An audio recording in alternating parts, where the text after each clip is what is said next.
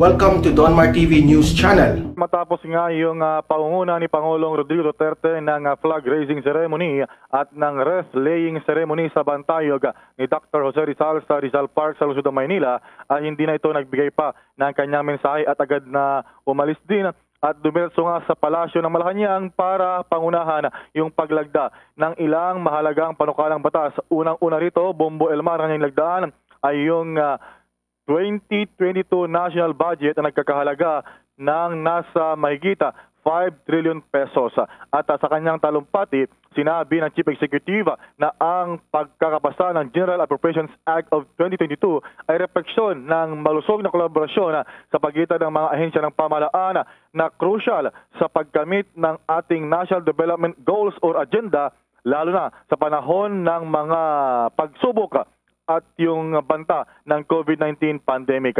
Ayon pa sa Pangulo, ang 2022 budget ay pinagtitibay lamang ang malakas na komitmen ng gobyerno na magbigay ng mas komportable at produktibong buhay para sa lahat ng mga Pilipino. Inaig pa ng Pangulo na ito naman yung pagkakatatag ng Department of Migrant Workers.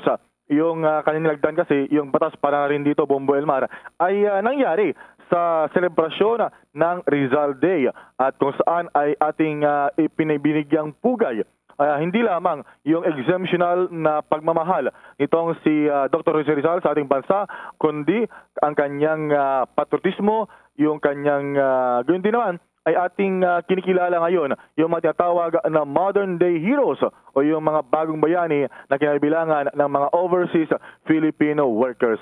At dadag pa ng Pangulo ay ang paglagda ng 2022 national budget at ilan pang batas ay magbibigay ng benepisyo sa ating mga kabayan at dapat daw na ating isabuhay yung kabayanihan at pagkamakabayan ni Dr. Jose Rizal at sa magitan ng pagsisilbi sa ating mga kababayan ng may dedikasyon, integridad at accountability, kundi yung paggawa ng tama at patas para sa mga mamayan. Narito yung halos pinag-isa na mensahe ng Pangulo sa kanyang paglagda ng national budget sa batas para sa Department of Migrant Workers at yung Rizal Day.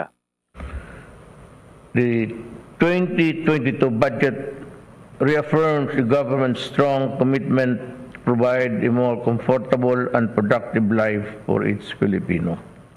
This will also cement this administration's legacy of real change for future generations, guided by the three main pillars of building resiliency amidst the pandemic, sustaining the momentum towards recovery, and continuing the legacy of infrastructure development. The establishment of the Department of Migrant Workers happens on the celebration of Rizal Day, when we honor not only the exceptional love of country of Dr. Jose Rizal, but also the patriotism, excellence, courage of our modern day heroes, including our overseas Filipino. As we mark the signing of the 2022 national budget and other specific laws that will benefit all Filipinos, let us all emulate Rizal's heroism and courage by serving our country with dedication, integrity, accountability, by doing what is right and just for our people. There is no better way to serve the Filipino people but by giving them the honest, efficient, and responsive government that they deserve. So ngayon may kalalabas lang doon na bagong ad itong si BBM. So tingnan nga natin kung ano kaganapan din eh. Ano yung TP another case for BBM? Ha? Bakla ad, ano ba ad advertisement, bagong commercial. Anong another case? Pinahirapan mo yung buhay mo. Wait. Okay, ayan. Lakasan ko yung audio. Sarap ng kain ng bagets, so kaingit naman. Hindi pa ako makain. Alright, let's go. AD, ano ba? Hindi naman ad na dagdagan, nakakaloka kayo. Hindi makukumpleto Lakas, wait. ang pagbabago kung hati-hati tayo. Dapat walang alitan, pikunan, at kampihan. Isa lang ang ating pagbuhusan ng ating kakayahan, ang ating bayan. Isa lang ako sa mga hindi titigil magtrabaho para makabangon tayo. Wala po akong panahon na makipag-away, manira, o mumaugaw. Wala rin po akong panahon para magyabang o mangako lamang. Bongbong Marcos po, lahat tayo ay kasama para bangon bayan muli. In fairness, ang ganda nung part na to, oh. Pero hindi ako ganun na-touch dito sa dito sa Kembot na to. Alam niyo kung bakit? Totoo. Kasi wala yung wala yung choir. Dapat may choir. Yung alam niyo guys yung paborito natin na yung kumakanta ganyan. Basta tayo wala ganun eh. Yun yung nagdala ng dating ad. Wala na siya. Dapat ibalik nyo yung choir. Kahit nasa likod lang. Na, yung kumakanta rin yung, basta tayo, yung matindi yung choreography. Dahil wala nun, etong ad na to, disqualified yung ad. Hindi naman si BBM, disqualified itong ad na to. Dahil wala yung choir member. Hindi na po sa akin mahalaga kung nando pa yung teacher. Yung choir member, yung isa lang na yun. Okay na sa, ayun, pag ganyan, pasok na sa bangayan. Ngayon, ang gusto ko lang na part dito, di ba, nakita niyo yun, yung sa kumakanta yung, basta tayo, kasama, di ba? Ito nakakatuwa, tingnan nyo. So, inumpisahan niya, may split, di ba? May split. Nakita niyo, no? Hindi naman sasabing mayaman yung nasa kaliwa, pero kahit paano maginhawa yung buhay ni Bagets. Tapos yung nasa kanan naman, mahirap na bata. No. Yung next frame, ito naman, namimili sa supermarket, mukhang suki siya ng pure gold. Tapos, ito naman nasa kanan ay tumatanggap daw ang ayuda. Yung susunod naman, bata, boy scout, hindi naman marangya, pero komportable na may buhay, isa bata na basurero. Yung next na frame naman, isa, mukhang isang working professional, tapos yung nasa kanan naman, nanglilimos na kawawa naman. Yan, naalala ko tuloy. Alright, eto naman, parang malusog yung lugar, ganyan, Keme, malusog Kineso. Eto naman, sponsored by Pure Gold, di ko alam. Tapos yung nasa kanan, parang barong-barong. Alright, next na frame. Ang dami palang frame. Alam mo, naisingit na lang lahat yon sa 45 seconds. Ang galing nung nag-edit na ito, ha? Tapos, yung nasa kaliwa naman, mukhang maayos-ayos. Hindi naman high-end yung hospital, pero maayos yung hospital. Diba? Mukhang maayos yung mga facilities, yung kama, hindi bulok. Tapos nasa kanan naman, ang nakikita naman natin dito, hospital na siksikan yung mga tao. Tingnan mo, meron, naka lang sa pasilyo. Next frame. Ito, teacher, kahit paano, maayos yung buhay. Ay, ang ganda! Hindi nyo nakita yung pinili ni ang galing ng editor. Hindi nyo napansin yung pinili niya. Mula kaliwa, nag-aaral yung mga bagets. Tapos sa kanan, walang tao, tapos warak-warak. Hindi nyo nakita, nandito tayo sa 17 seconds pa lang to, ha. Ito dun sa una pa lang, makikita nyo, komportable yung buhay, pero hindi sila todo rangya. Yung middle class lang. Una mong tingin, ang isipin mo, mayaman laban sa mahirap. Hindi siya mayaman versus mahirap. Ang arrive sa akin na angulo nito, yung buhay natin nung araw bago magpandemya at saka buhay natin ngayon. Ang unang isip mo, pag tinignan mo, mayaman laban sa mahirap, rich versus poor, parang mula sa puso na Claudine Barreto, Rico yan. Bless his soul. Mahal ko pa rin si Rico yan hanggang ngayon.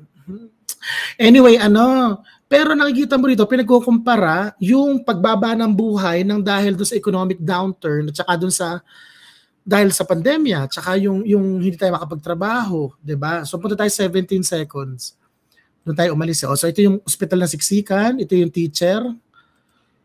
Ito naman, ito mukhang isang working professional. Tapos ngayon, tapos nasa kabila naman, parang isa sa mga yung mga irigasyon na kanal, parang ganon. Tapos makeshift lang yung kineso niya. Ayan, umiigib. Ito naman, nakita nyo, umi-eksena pa siya na, kita nyo, climate change, overfishing, ganyan. Ito yung may kaliwa. Sagana, daming isda, di ba? Merong, ano mong isda yun? Sapsap, ewan ko ba, ano ba to? Bangus, ganyan. Tapos ito namang nasa kanan, walang makuha, di ba? Mukhang nalugi. So, hindi lang ito about the pandemic, hindi lang ito yung mayaman mahirap, hindi lang ito yung pagbaba ng kinakabuhayan natin, kundi pagbabago din ng kalikasan. Di ba nga isang eksena niya yung windmill? So, renewable energy, protect the environment, kineso. All right, next. In fairness, ang ganda ng message, ang ganda ng imagery, Hindi siya yung in fairness kay BBM, hindi naman siya kumuha ng t-shirt sa kapitbahay, hindi naman siya kumuha ng polo sa kapitbahay. Hindi siya bigla lumabas sa bahay. Tapos bigla nang hablot ng sinampay ng may sinampay. Okay, next. Naalala ko tuloy yun. Ito naman, ano to? Ito. Ang galing. Bakit? Kanina, nakita ninyo, may punit sa gitna. Nakita niyo yung mga frames kanina, may punit sa gitna. So, a very clear divide raw ng rich or poor, Kemerut.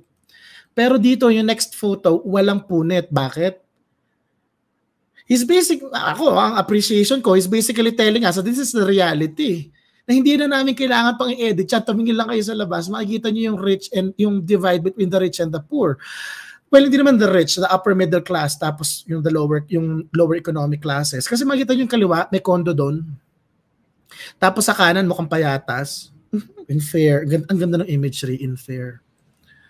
O yan, so dumating na siya. Ito ang ganda. So yung background mahirap. No.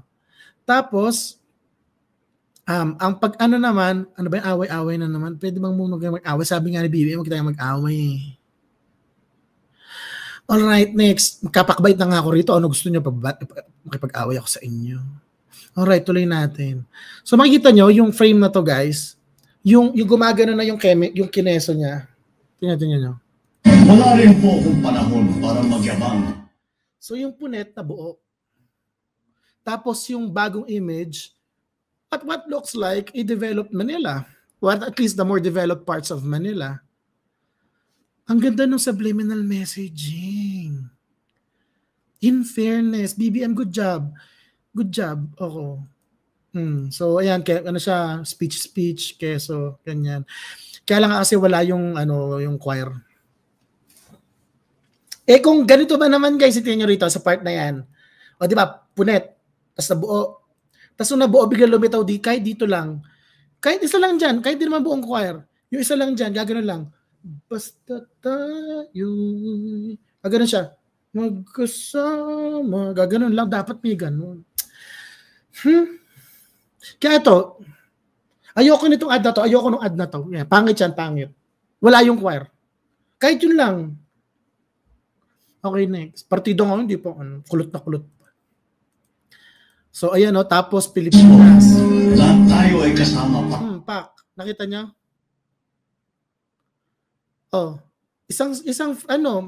Several frames lang. Isang mabilis na scene.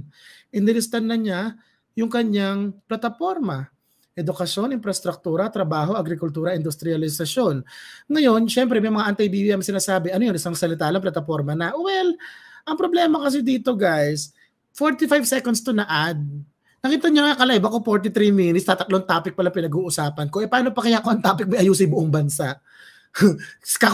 Ipapaliwanag mo in 45 seconds. Ayusin niyo may buhay ninyo. At saka, kahit naman tutuhanan lang guys, kahit naman paano yung paliwanag ni BBM, hindi nyo pa rin may boboto yun yung mga dilaw dyan. Hindi nyo pa rin boboto si BBM. So, huwag na kayo maghinay paliwanag pa niya. Hindi nyo na may boboto.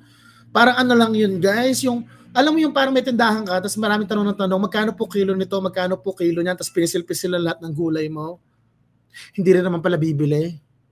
Kahit isang pirasong ubas ay hindi man lang bumili. Ganun din naman mga igiging ending ninyo. So huwag na kayo magtanong. Ayos na yun. No, ayos na yun. Makinood na, nakikinood na lang kayo, hindi nyo may boboto. Diba? Para bangon bayan muli. Nakita niya, sa panahon na to, na sadlak lahat, let's not even talk about yung mega economic progress. Tama yung angulo niya eh. Let's not even talk about mega economic progress. What we should be more concerned about for now, just to stop the bleeding. Yung makabangon lang muna, tsaka na tayo tumakbo mamaya. Diba? Tsaka tayo mag-sprint-sprint. Diba? Ayoko rin naman mag-sprint.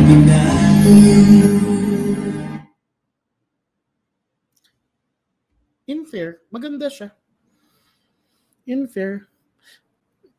Isa lang mapupuna ko. Wala yung ganun. Basta yung gaganon. Gaganon siya. Kumakanta siya. Yung choir gumaganon eh. Basta tayo. Yung parang ano, yung parang mahuhuli siya ng pideya anytime. Parang matutukang anytime. Basta tayo. Ganon. Kung binalik nyo lang yun sa ad na to, gusto ko tong ad na to, wala eh. Wala. Sayang. Yun lang. 3 questions, guys. 3 questions. Napanood ko yung kay Isko na ads. Ano yun? Medyo nga magulo yung ad ni Isko. Although, I think in my personal, in my honest opinion, yung kanta catchy.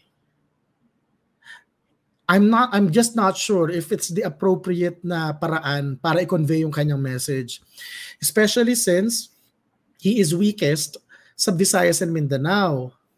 Wala naman pong presidente na top spot sa Visayas, Mindanao. Diba? Pwede niya ligawan yun eh. Kaya lang ginawa niya, tongue twister na Tagalog, yung kanyang pang-promote. Good luck na lang kung may makaintindi nun, diba? So, madami pang problematic dun sa imagery pero hindi ko na busisiin kasi yaman na. Next, maganda kaya RTE. Maganda kaya ang RT-RT. Maganda naman nga ako yung ad ni BBM. Kaya lang wala nga yung kumakanta na bata. Hindi nyo ba nakita kung nasan yun yung basta tayo. May gumaganon. Dapat ni ganon. Okay, last question. Holiday break ba TP on SMNI? Yeah, I think so. Holiday break. Ay hindi, mamaya lilitaw ako eh.